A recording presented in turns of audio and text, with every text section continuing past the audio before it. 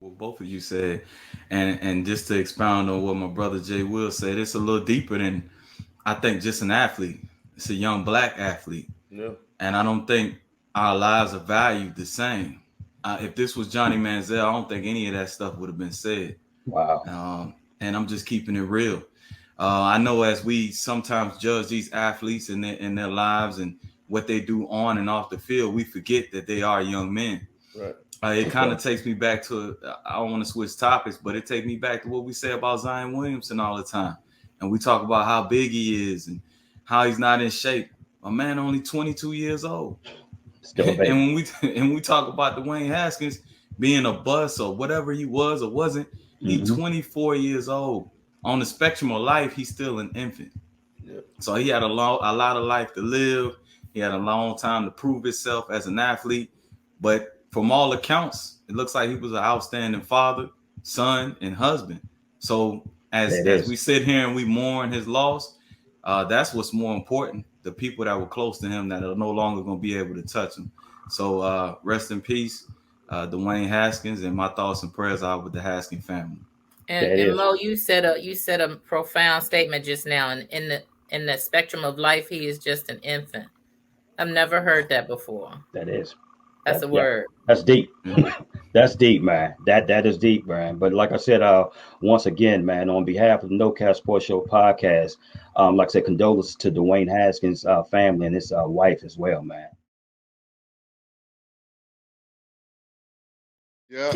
Okay, Thought all I right. told you. Okay, so what shoes had to be on your feet that made you feel the most comfortable Tell him, when you was Coby. what you had on? Pennies. Pennies? I Okay. knew it. I knew it. I Hey, know it. I So, know it.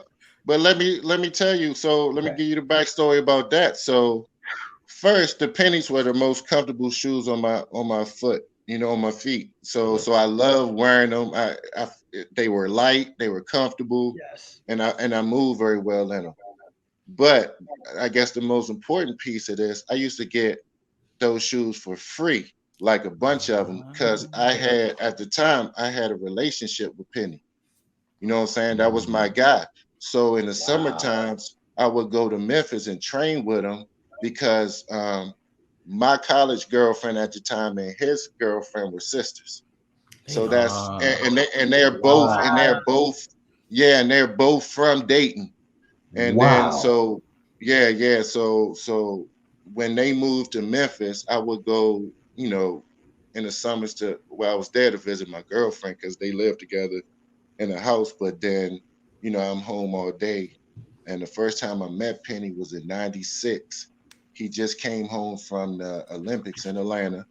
And I remember them calling him up, saying, "Hey, Kobe's at the house. Why don't you pick him up, take him, go play ball, whatever." So he picked me up, and I met him, and I mean, we hit it off right away. So we would Right. go to the gym, work out, play pickup games, go Hmm. back to his house.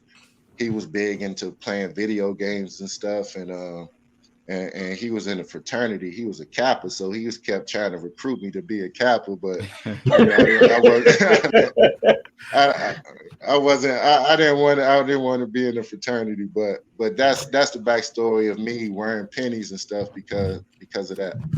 that's That's what's up. dope. So my last question for you, um, being that Obi Toppin is an alumni of Dayton University, how do you feel about his maturation now that he's finally getting some minutes for the New York Knicks? He just dropped 35 on the Wizards the other night, but let me go ahead. Not digress. Yeah. I'm proud of him, and I'm not surprised because his work ethic is crazy. Wow. And his last year at Dayton is the first time I met him. I probably went to about 10 games that year, and I really thought they had a great chance of winning the national championship. And just meeting him, the kid is so humble. Like he's one of the nicest people that I've ever met. And it's almost as like he didn't understand that he was an all-American and a superstar player because it was like none of that even entered into his mind. He was like oblivious to it.